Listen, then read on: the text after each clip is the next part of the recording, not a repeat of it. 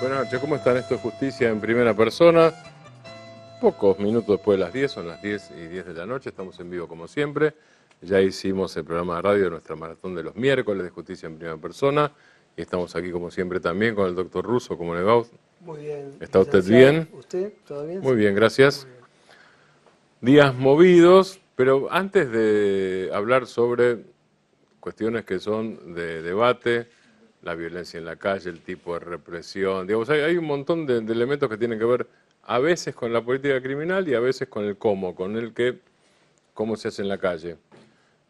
Antes que eso, vos habías traído, Quique, la primicia sobre el caso del nene y lo conversamos la vez pasada, tanto por televisión como por radio, el caso Poch, ¿no es cierto? El Es el caso, no, es Renzo, el Renzo, nene perdón, estoy confundiendo uno con otro. Renzo, el caso Poch era es otro, Martínez y Poch, ya, que exactamente, también Martín lo hemos Martínez Poch, tratado acá. exactamente. Pero si Este es Renzo, el caso del nene y la otra vez vos explicabas el tema de la pericia que se hizo, digamos, el nene que fue arrojado desde las alturas, mejor dicho, yo ya me estoy adelantando seguramente sí, son las a lo que vos vas a sospechas. decir. La Ujú. sospecha es que fue arrojado y no que se cayó. Sí, Y eso avanzó. esto fue en octubre, apareció muerto, es un chiquito de 7 años con síndrome de Down. Y al principio parecía que se trataba de un accidente. Se inició una causa penal, la averiguación causales de muerte. Se hicieron diversas pericias, se tomaron testimoniales y fue determinante una reconstrucción que se hizo con un muñeco de las mismas características que el menor. Eso dio como resultado, hicieron 8 pruebas, 5 pruebas dieron que el muñeco cae cerca del lugar donde estaba el cuerpo sin vida, en una posición similar, con ayuda, es decir, con un empujón. Así que solo no pudo haber caído en ese No. lugar, que si se hubiera Cinco, caído, en habría cinco caído oportunidades, en un lugar distinto. en Es 5 así. oportunidades, así. Ujú. Y esto, sumado a otras pruebas testimoniales, declaraciones, por ejemplo, del médico que lo atendía y que había dicho que, por ejemplo, tenía pérdida de equilibrio, que se subía a la balanza en su consultorio e inmediatamente se tomaba el palo que mide la altura Sí, porque perdía el equilibrio, sí, que de ninguna manera se pudo trepar a esa claro, ventana. claro. Sumado a esto y otras pruebas, bueno, esto determinó que el fiscal Marcelo Romero, que investiga el caso, le pidiera la detención al padre y a la novia del padre por homicidio calificado por el vínculo, en el caso del padre, y la mujer por homicidio simple. Ayer la jueza de garantías, Marcela Garmendia, hizo lugar a este pedido de detención, que está sujeto a la resolución en Cámara de una exhibición de prisión, porque se presentó una exhibición de prisión con anterioridad y en la provincia, bueno, rige el principio del doble conforme, es decir, está la posibilidad de que recurra la defensa a la Cámara Penal. Ujú. Si la Cámara confirma la detención, deniega la exhibición de prisión, se harán efectivas. Eso es la novedad Eso del es lo caso. nuevo en el caso. ¿Y el caso de Magdalena, Quique? En el caso de Estamos Magdalena, hablando de 33 muertos en la cárcel de Magdalena en el 2005. 2005, en vísperas del Día de la Madre, Sí. del 15 de octubre. Ujú. Hoy terminó la etapa del debate con la declaración de los imputados, la última oportunidad que le dan a los imputados antes de que el tribunal pase a deliberar. 17 imputados, 15 con pedidos de condena de 2 años y medio a 15 años por abandono de persona seguido de muerte y 2 por homicidio culposo, con penas de 2 años y 4 meses y 5 años, con pedido fiscal, ¿no? Y de las querellas. Declararon todos los imputados hoy, las últimas palabras, todos se declararon inocentes. eh, se mostraron consternados de haberles tocado ese momento y bueno, el tribunal Así que se presentaron como si eso fuera una especie de condena natural, digamos, una especie de catástrofe natural, La que en la que no tuvieron nada que ver y lamentablemente lamentaron estaban haber ahí en ese estado momento. en ese momento. Y recordemos que esto ocurrió en un pabellón de la Unidad 28 de Magdalena. Hubo una revuelta con quema de colchones. Ahí lo que se discute es si dejaron candado en la puerta principal o no. Eso es lo que debaten la Fiscalía y la Defensa. Para la Fiscalía los dejaron encerrados y murieron los 33 por asfixia, por inhalación de ácido cianhídrico, cianuro, ¿no? Cianuro. Algo parecido Sí. a lo que pasó en Cromañón, Claro, ¿no? pero además, Quique, estamos hablando de menos de un año después de Cromañón. Claro. Cromañón fue diciembre del 2004 y acá estamos hablando de octubre del 2005. Octubre de 2005. Necesitamos hablando de menos de un año después de Cromañón, Los 33 murieron con materiales parecidos. por asfixia, por esa sustancia. Y la discusión es esa, ¿los dejaron encerrados y murieron por eso o no? Estaba abierta la puerta. La defensa dice que estaba abierta, la Fiscalía dice que no. Y ahí es el eje del debate. Ujú. El Tribunal Oral 5 de La Plata, integrado por los jueces Ezequiel Medrano, Carmen Palacios Arias y María Isabel Martiarena, se toman cuarto intermedio hasta el 9 de febrero para dictar el veredicto. Porque esta es una causa que tiene 12 años, que tiene un montón de cuerpos, muy voluminosa, y en el juicio declararon cerca de 200 testigos, así que están evaluando toda la prueba, las posturas de todas las partes, porque en un veredicto se contesta todos los planteos que hacen las distintas Sí. partes. Aquí hubo varias defensas, varias acusaciones, querellas, particulares damnificados. Hicieron un acuerdo porque el plazo es otro para dictar un veredicto, que es de 5 días. Todos aceptaron y el 9 de febrero se va a conocer el veredicto final. Y la Fiscalía pidió, o la Pidió Fiscalía tipificó... como máximo algunos hasta 15 años Sí. por abandono de persona seguido de muerte. Ujú. Y a 2 que les Es decir, abandono de imputan... persona seguido de muerte, los guardiacárceles no hicieron lo que debían hacer. Claro, es claro, eso. claro. Omitieron abrir y Claro. esa conducta Omitieron de salvar, abandono de las personas que estaban en ese pabellón les ocasionó la muerte. ¿Se puede decir, digo bien, si digo que omitieron salvar vidas? ¿O omitieron Sí, sí. el intento de salvar vidas? Omitieron acciones Sí. tendientes a salvar vidas, preservar la vida. Es así. Y los otros 2 que piden penas de 2 años y medio, 2 años y 4 meses a 5, es por homicidio culposo, por algunas irregularidades, algunas negligencias en su accionar, más que nada con respecto a la infraestructura del lugar. Ujú. Bien, próximo bloque, Roxana Gamaleri y Rubén Guerra. Vamos a hablar de finanzas. Digo, los dos son catedráticos de finanzas y derecho financiero en distintas cátedras de la Universidad Nacional de La Plata, pero vamos a hablar con ellos de un tema de actualidad que tiene que ver con los recursos públicos y los recursos públicos y presupuestarios de la provincia de Buenos Aires. Ahí venimos.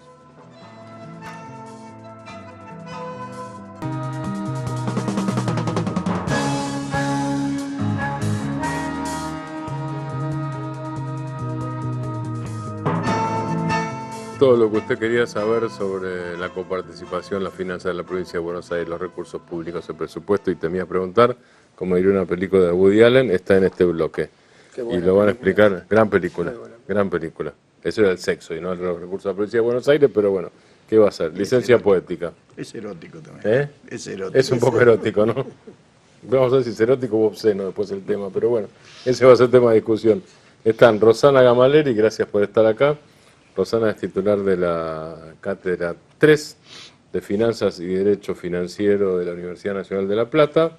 Y Rubén Guerra, que es titular de la Cátedra 1 de Finanzas de la Universidad Nacional de La Plata y es director del Instituto de Derecho Tributario del Colegio de Abogados de La Plata. Gracias a los dos por estar acá. En el ojo de la tormenta. Sí, exactamente. Desde la última vez que hablamos, que debe ser hace 3 meses más o menos, digo, cuando no descubrimos nosotros el tema, pero el tema estaba en debate caliente.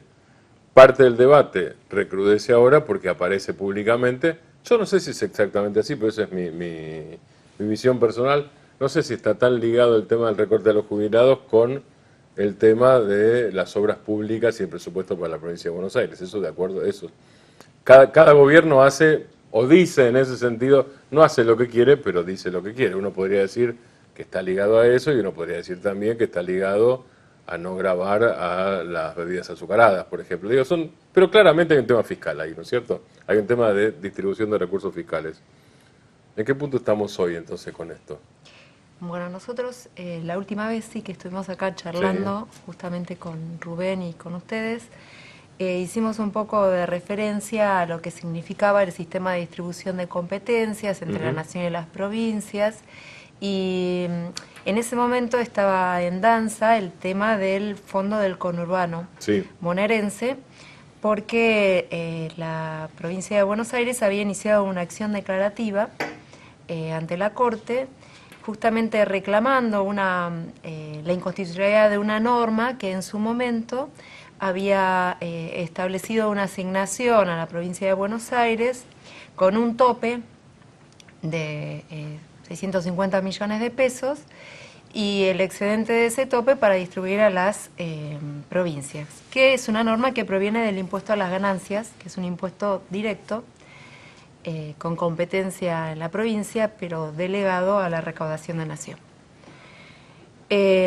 Bueno, a partir del análisis que hicimos ahí, surgieron nuevas noticias, porque, unas cuantas.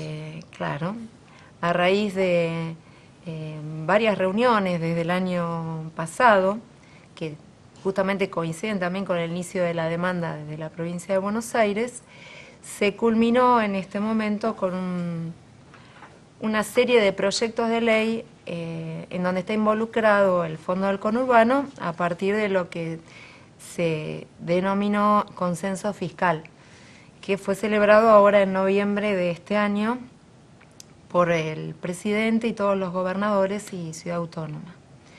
Bueno, a partir de este acuerdo, que una vez que tenga fuerza de ley por la Nación y cada legislatura provincial también lo apruebe,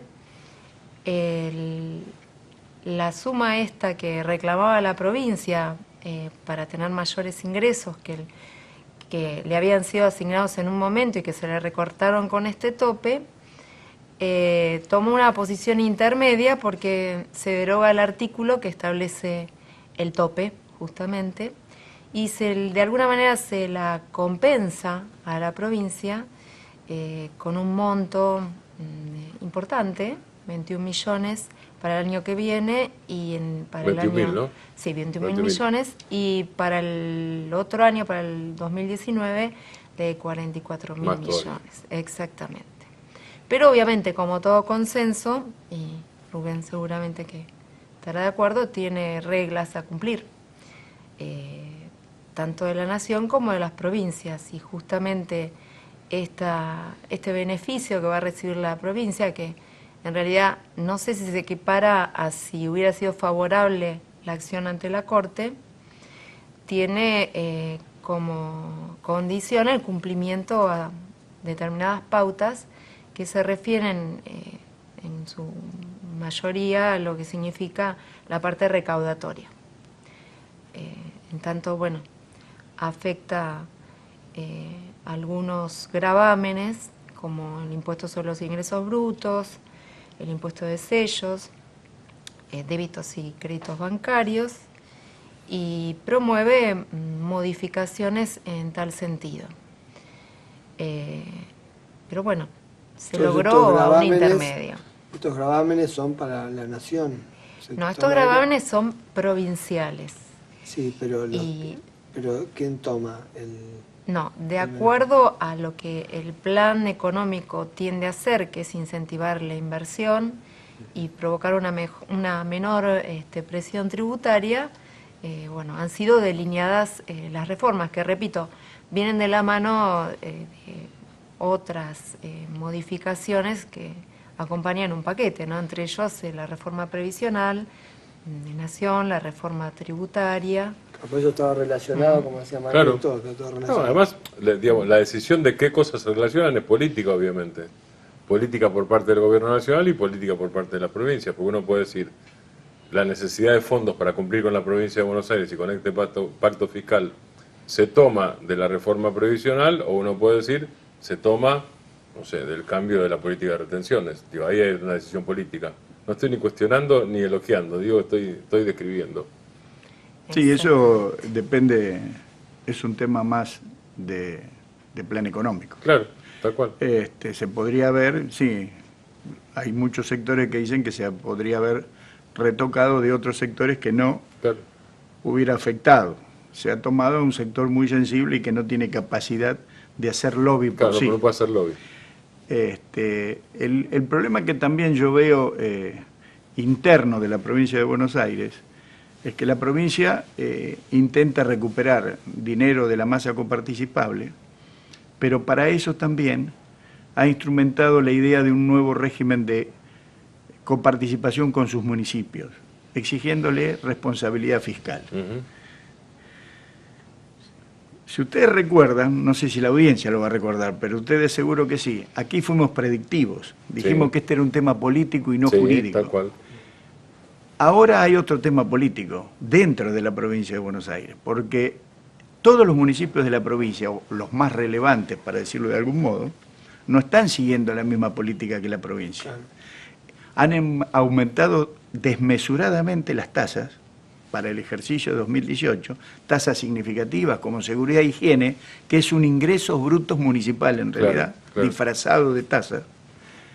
Que Y más eso choca incide- con el objetivo claro, de la incide provincia de sobre la Buenos Aires. actividad económica, claro. Está chocando porque la provincia de Buenos Aires entiende que al ser un impuesto distorsivo, para poner en capacidad de competencia a los sectores productivos provinciales, hay que hacer una reducción de aquellos que son distorsivos. Y los municipios están actuando de un modo contrario. Porque Esto es un en tema que hay que general, resolver. perdón, Rubén, yo tengo entendido que hay mayor evasión en el ABL, o como se llama en cada municipio, que en la tasa de seguridad e higiene, que en general se cumple más. Digo, el pago se cumple más. Sí, Seguridad e higiene que en el ABL. depende de dónde, es decir, hay municipios que, es decir, porque no todos los municipios tienen el mismo tipo de tasa de Claro. seguridad e higiene, hay algunos que son realmente bastante difíciles porque toman el total de la recaudación, en cambio otros toman viejos parámetros, Ujú. pero los que son con el total de la recaudación están haciendo una recaudación buena, pero en general, lo que se advierte es de que hay una superposición que está entorpeciendo la política que la provincia pensaba instrumentar. O sea que hay un pacto fiscal y un pactito, o un subpacto en todo Claro, caso, claro. y el subpacto es también difícil de implementar. Los pactos son siempre difíciles, los pactos Porque son requieren- políticos. Claro, Son requieren políticos. negociaciones infinitas. Desde nuestra organización nacional, Claro. toda la vida, los Claro. pactos fueron políticos y Cosa que no está mal, por otra parte, digo, pero están perfecto. como me dijo a mí Joe Tulchin, era director del Wilson Center, un historiador dedicado a la relación argentino-norteamericana, una vez me dijo, dice, claro, a principio de la democracia, ¿no? Dice, la democracia es engorrosa. Si ustedes entienden que es engorrosa, entenderán que es engorrosa, pero mejor, pero es engorrosa.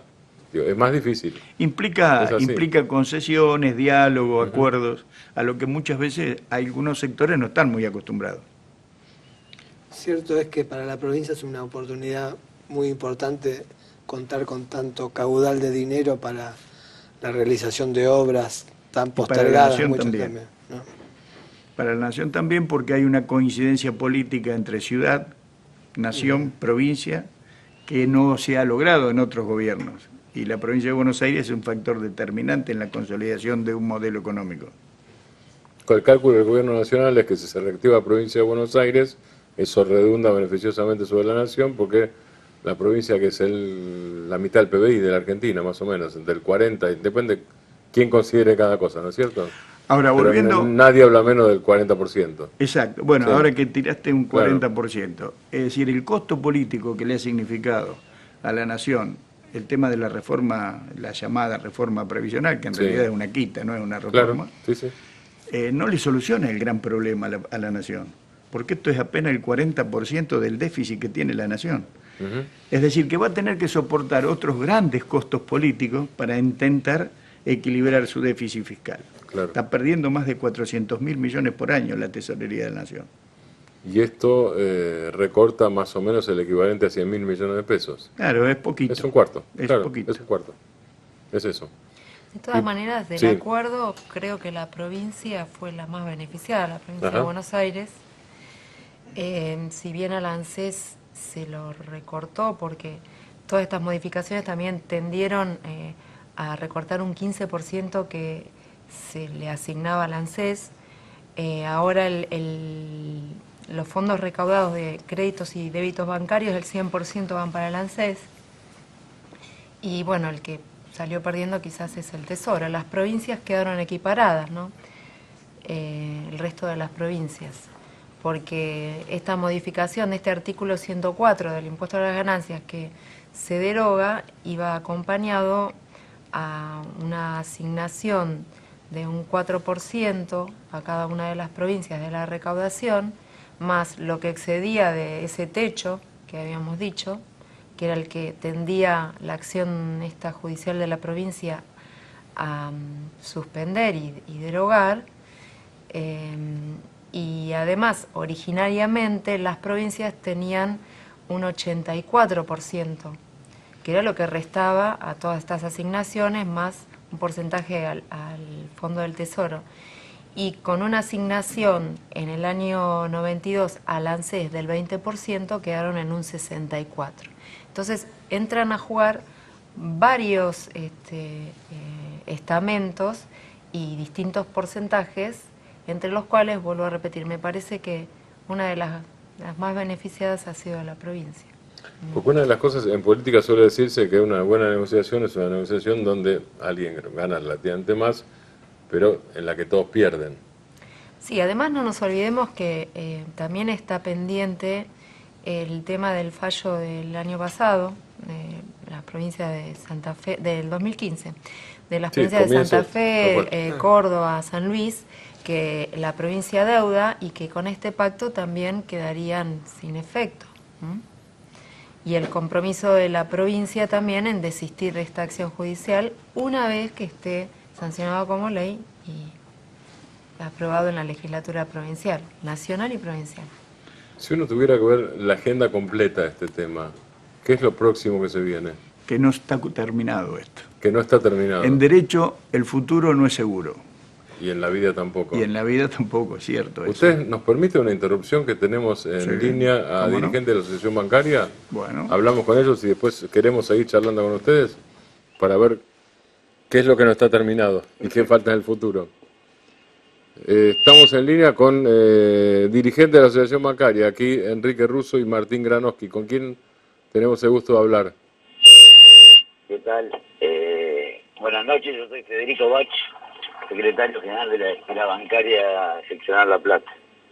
Federico, gracias por la comunicación. ¿Ustedes están en Buenos Aires, en el Ministerio de Trabajo todavía, o ya salieron de Buenos Aires y están en camino? No, en camino. En camino.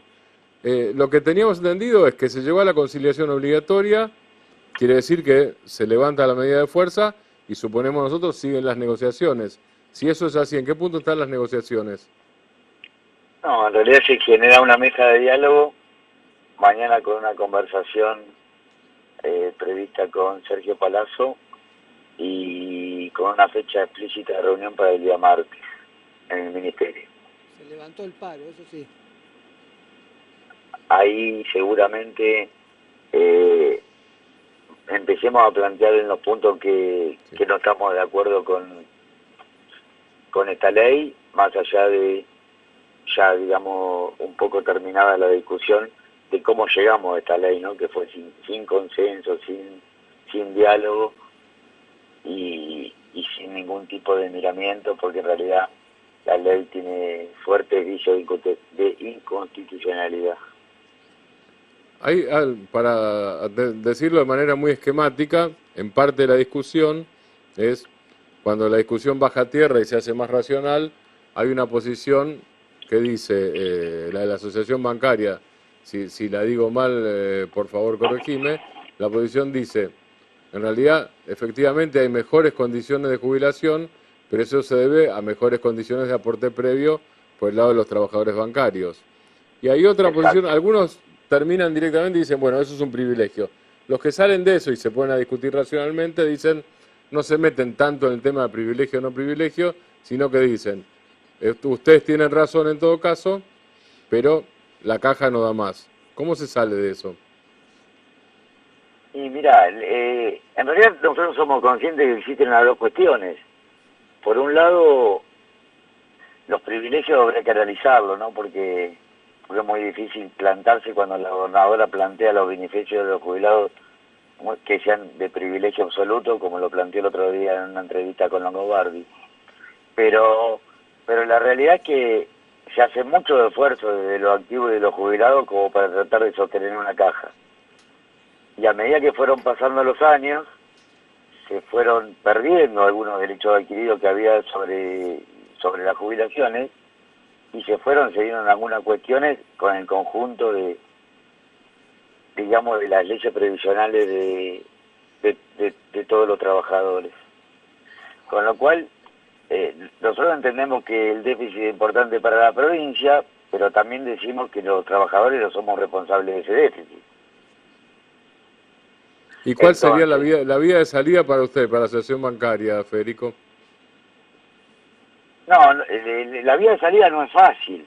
Claro. Nosotros entendemos que esta ley que se votó en el Parlamento en el día de ayer, que todavía no está promulgada, porque si no estaríamos hablando de otra situación, digamos, con la ley promulgada estaríamos hablando de otra situación en lo que tiene que ver con la medida de fuerza y con la toma de la conciliación obligatoria, porque con el hecho juzgado es muy difícil tratar de buscar un diálogo. Lo más importante que tiene dentro de los cambios de esta reforma, y no son los únicos, pero sin nos costaría mucho resolver el resto, es que en realidad de la ley anterior sale el artículo donde la provincia de Buenos Aires está obligada, digamos, por la ley a pagar el déficit de la caja previsional. Que por parte, como ustedes saben, yo no estudié Derecho, pero en la práctica uno aprende un montón de cuestiones. Es una obligación del Estado, del Ejecutivo provincial, según la Constitución provincial, digamos, que explícitamente está en el artículo 40. Con lo cual, ese artículo se borra de la ley nueva y se agrega un artículo donde la primera prioridad del pago del déficit se la cargan al Banco de la Provincia de Buenos Aires con relación a las ganancias. Con lo cual a nosotros nos empieza a ingresar un montón de preocupaciones porque, por ejemplo, este año las ganancias del banco no alcanzan para sostener el déficit de la caja. Con lo cual, entonces, la primera pregunta es si este gobierno, votando esta ley, como se lo planteamos al bloque de Cambiemos el día anterior a la votación, no vienen directamente por el banco, porque si vamos a hacer un banco deficitario, después vamos a discutir qué hacemos con el banco deficitario de la provincia de Buenos Aires. Bien, Federico, entonces, vuelta a la discusión el martes. Vuelta a la discusión el martes. Después hay muchos artículos que si querés te lo repaso rápidamente para no usarle todo mucho tiempo de que ustedes agradecerle el tiempo que me dan, pero vamos a suponer de los 60 años que teníamos pasa a los 65, hombre y mujer, del 14% quedamos aportando el 14% con 35 años de antigüedad, que en el sistema previsional argentino no existe esa variable. El aporte previsional es cercano al 11% y ninguno tiene los 35 años de antigüedad. La conformación del haber sería el 70% con un aporte del 10% a cargo del jubilado, que tampoco existe en ninguna ley vigente. Y la conformación del haber, nosotros teníamos en 5 años, el IPS, por ejemplo, tiene el 3 años de promedio más o menos, y nosotros en esta ley quedaríamos en 10 años.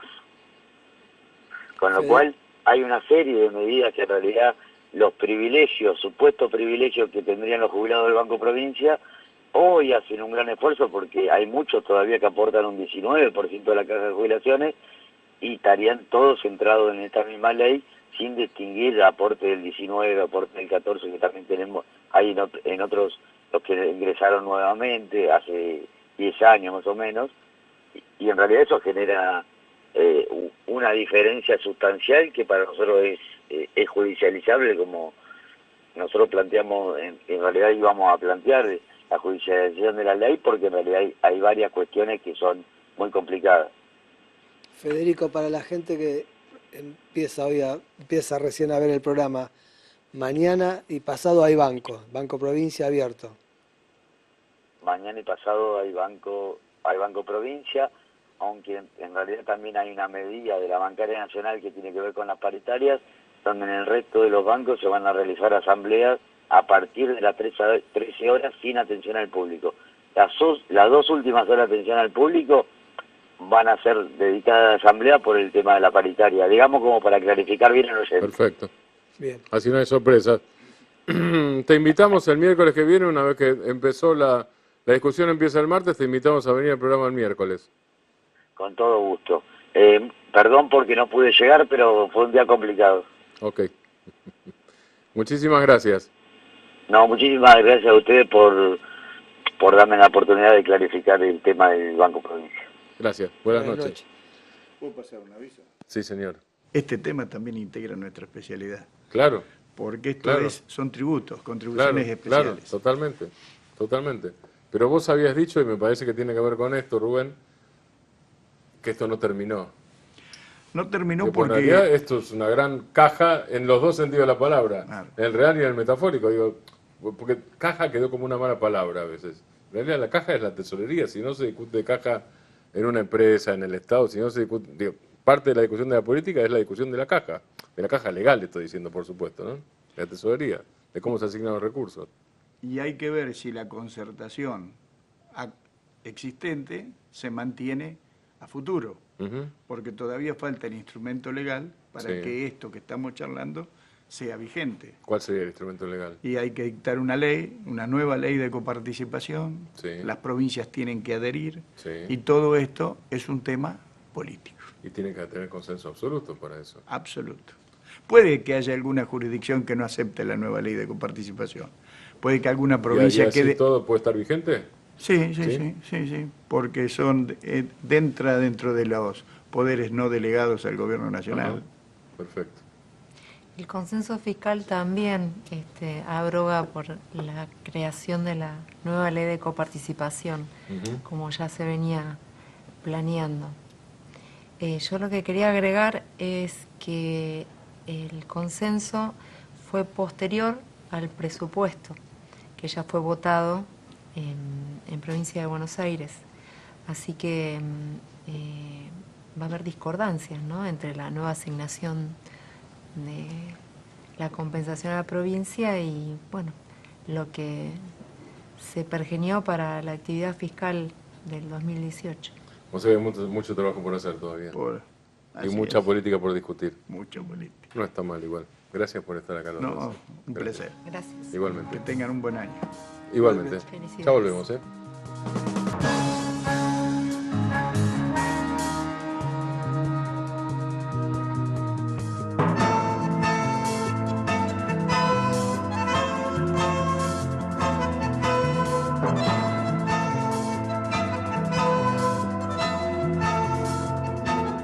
Último bloque de Justicia en Primera Persona, tenemos 6 minutos. Hay un tema en desarrollo, como dicen en los noticieros norteamericanos, que es el tema de Mario Secco, la cuestión relacionada con la suerte final jurídica, no política, de Mario Secco, el intendente de Ensenada. Hay una discusión aquí que, como vos bien sabés, hay un pedido de detención. Hay a su vez un pedido Sí, por no hay parte un del pedido de intendente. detención, ¿No sino llega a que ver? Hay no, lo que A hay ver. es una imputación. Bien. Se le hizo una denuncia, se le imputan los delitos de coacción agravada, intimidación pública e impedir el desarrollo de una sesión parlamentaria. En principio son delitos graves que es detenibles. Lo que hizo la defensa del intendente de Ensenada es presentar una exhibición de prisión, como es usual en estos casos. Aquí interviene el juez de garantías de La Plata, Guillermo Atencio. Hoy denegó este pedido de exhibición de prisión en función de la gravedad de los delitos que le imputan. Esto no quiere decir que se le vaya a pedir una detención. se resuelve en función de la denuncia que hay y en principio eso está denegado. Ahora hay que ver qué se resuelve en la causa. Se están investigando las filmaciones, tomando declaraciones testimoniales para ver qué fue lo que ocurrió exactamente ese día y si el intendente de Ensenada incurrió o no en esos delitos. Porque la cuestión, Quique, discúlpame, Sí. además de la tipificación es, la acusación, por lo menos la acusación política inicial fue que interrumpió la sesión parlamentaria. La defensa de Seco, hablo de la defensa política, no me estoy metiendo en la cuestión judicial y jurídica, Sí, que se lo ve sino en en la el política video, que inicial. entra a la cámara. Él lo que dijo es que venía a denunciar represión y que había entrado en un momento de receso, de cuarto intermedio, y que de ninguna manera quiso interrumpir la sesión. Esa era la discusión política. Sí, para dejarle Después quedó judicializado. al presidente unos cartuchos. Exactamente, tal cual. Esa era la discusión política. Judicializada, claro, la discusión política empieza a ser más finita y tomar otros ribetes porque tienen que ver con la detención o no. Hasta ese momento venía, digo, el tema era parte de la discusión política de la provincia de Buenos Aires y de la discusión política de la Argentina. Se están analizando bien los videos, se están analizando bien qué personas entraron con Seco ahí. Se pidió un informe a la Provide, que es el equivalente al Comité de Seguridad en los estadios, Sí. Para ver si algunas de esas personas tienen prohibición, están en este listado que prohíbe la entrada en la cancha, porque presumen que serían barras bravas del Club Defensores de Cambaceres. Ajá. Entre otras medidas de prueba pedidas para determinar si, primero, si hay un delito y después quién o quiénes cometieron ese delito. Ahí después se determina sobre si se llama indagatoria, con detención o sin detención. Eso todavía falta. Lo que ocurrió hoy es que el juez de garantías que intervino en la causa le denegó a Seco el pedido de exhibición de prisión que interpuso su defensa. Bien. En términos de nuevo políticos o en términos de discusión, antes veníamos hablando de que el tema financiero era un tema de discusión institucional dentro de la provincia y entre todas las provincias y la nación. Este es otro tema político. Obviamente los temas políticos pueden o no tener ribetes judiciables. El punto es, y yo no me estoy poniendo en juez ni en fiscal ni nada por el estilo, digo, el punto es qué consecuencias tienen después estas cosas. Y no estoy abriendo juicio de valor. Tengo una intuición de juicio de valor, pero no estoy abriendo juicio de valor todavía. Lo que digo es, en la prudencia de los jueces, en la si prudencia es de los políticamente correcto claro, o no, ordenable. en la prudencia de los La jueces, detención en este momento exactamente. a un intendente. ¿Cuál es el bien mayor a proteger? Para decirlo en términos, yo no soy abogado, Sí, pero sí, sí. ya uno se acostumbra a eso. ¿Cuál es el bien mayor a proteger? ¿Y qué generaría una crisis mayor o una crisis menor? Más allá de infligir un costo político, en este caso, a la oposición o a un referente kirchnerista en la provincia de Buenos Aires, como es Mario Seco. De los intendentes de la provincia, Mario Seco de Ensenada y Jorge Ferraresi de Avellaneda son los más cercanos a Cristina Fernández de Kirchner, por lo menos los que se mostraron más cercanos, más aún todavía que Verónica Magario de La Matanza. Estamos hablando en esa escala también, digo, estamos hablando de cuestiones judiciales y estamos hablando de una escala política sensible muy poco después de las elecciones y en medio de una situación como el tema de los jubilados que tiene una contradicción objetiva, que el gobierno resolvió que lo resolvió desde el punto de vista político con un triunfo en la Cámara de Senadores y luego con un triunfo en la Cámara de Diputados. Pero no deja de haber un tema político ahí, Sí, un en realidad conflicto. un consenso político. Exacto. Hubo mayoría en ambas cámaras. Así es. Y además un consenso de 22 gobernadores, ¿no? Tal cual. El punto es que ese tema, digo, según encuestas, hoy lo hablamos en la radio, según Ricardo Rubier, que es un encuestador afín al kirchnerismo, no al gobierno de Cambiemos, él le da una aprobación a Macri de un 54-55%.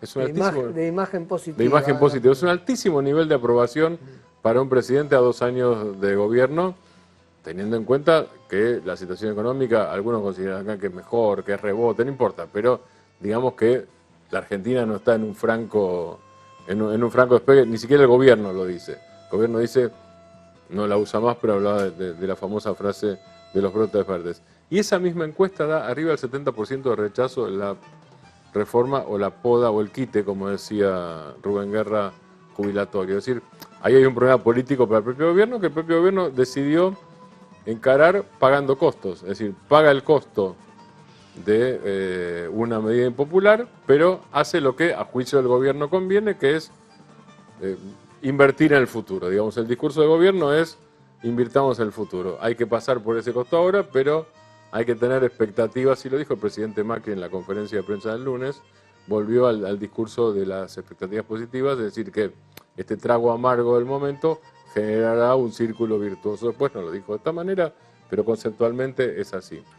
El punto es que cosas como estas, claro, tienen una parte jurídica y judicial y tienen un impacto político. Estamos hablando de distritos grandes y no marginales, y además no estamos hablando de casos de corrupción, donde hay un cierto, o un total, diría, consenso en que la justicia, la discusión en todo caso es si se usa o se abusa de las preventivas, pero no hay discusión sobre que el que comete delito de corrupción tiene que ser sometido a la justicia. En todo caso, hay discusión en cuanto a las formas y los límites, en ese caso, y el respeto del debido proceso. Esta sería una situación diferente. Tema abierto. Sí. No sé qué pasará. Un tema, sí. Y es un gran tema. Gran tema para la provincia de Buenos Aires. Estamos hablando a Ensenada, ¿se la considera conurbano? No. No, Ensenada ya no es conurbano. Es pero de el Gran La Plata. En ¿no? todo caso sería conurbano de La Plata. En materia judicial, Sí. integra el departamento judicial Claro, La exactamente. Plata, ¿no? Bien, Con ya no. Berizo, Bien. Así que bueno, ya tenemos la Veremos musiquita. qué pasa, pero estamos hablando de la poderosísima tercera sección electoral. Eso sí, ¿no? Nos están despidiendo con la música, pero tenemos despiden que con la música. decir que nos esperan en el Quijote, ¿no? Que nos atienden siempre también. ¿Qué va a comer usted? Yo no sé, por ahí un salmoncito. ¿Un salmón puede Sí, ser? ¿O sí, un bife de livianito. chorizo a punto? No, me parece que voy más por el ¿Un salmón? más liviano. Sí, Bien. que venimos castigados, ¿no? Muchas. Bien, veremos después entonces. Y otro chivo, el último es a Raúl Esayán, que me Sí. viste, que tiene unas ofertas ahora para Navidad muy importantes. Y si van de parte de este programa, tienen un importante... ¿Importante descuento? Sí. Mañana a la mañana, ¿qué hora abre? Ahí en 47 entre 12 y 13. Ah, Bien. te quedas cerca de donde estás. Me queda Sí, cerca sí, por sí. eso. Mañana a la Sí, sí. mañana paso. Sí, sí. Quique, nos vemos, y con ustedes nos vemos y nos escuchamos el miércoles que viene, 27. Estamos al aire todavía en Justicia Primera Persona, último programa del año. En la radio a las 7 de la tarde y acá en la tele de nuevo, último programa del año a las 10 de la noche. Chao, buenas noches y muchas gracias.